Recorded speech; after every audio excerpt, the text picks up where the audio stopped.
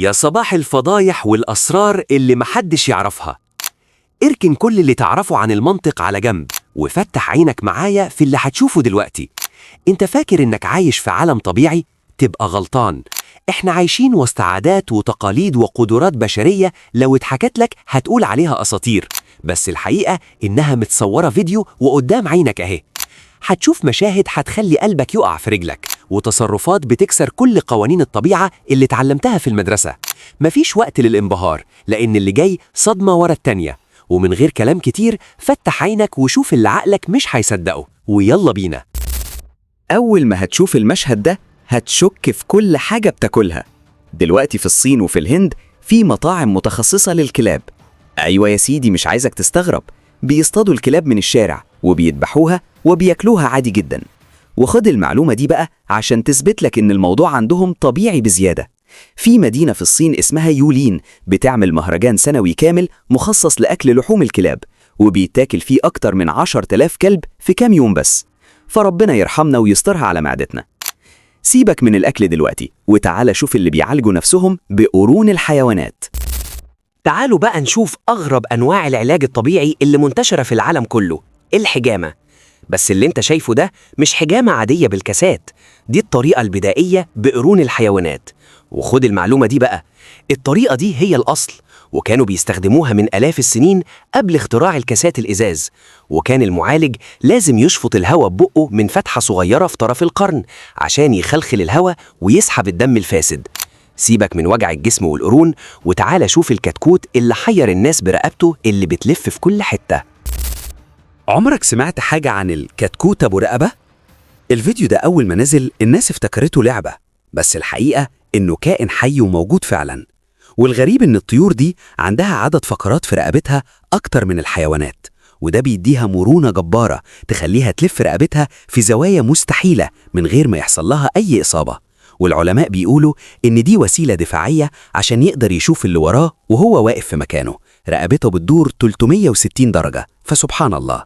سيبك من رقبة الكتكوت وتعالى شوف الناس اللي قلبها ميت وبتضرب نفسها في جنازات مفيش فيها هزار.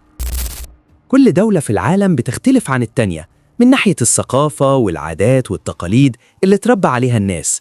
لكن النهاردة أنا جايب لك حاجة غريبة ويمكن أول مرة تشوفها، موجودة في إيران، تقاليد الحزن أو الطقوس اللي بيعملوها يوم الجنازة.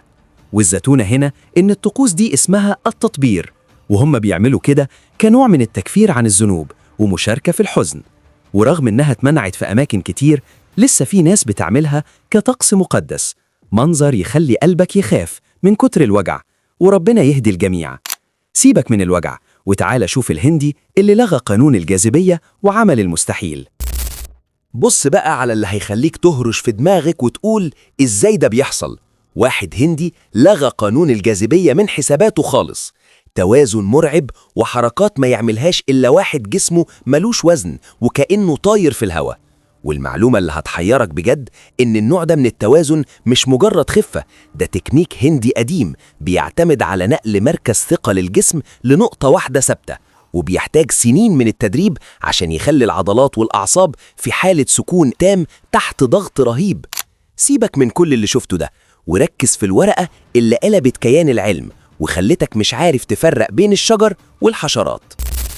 المشهد ده أول ما هتشوفه عقلك هيقولك دي ورقة شجر وانت مغمض، بس أحب أقولك إن عينك بتخدعك. اللي قدامك دي حشرة حية بيسموها حشرة ورق الشجر.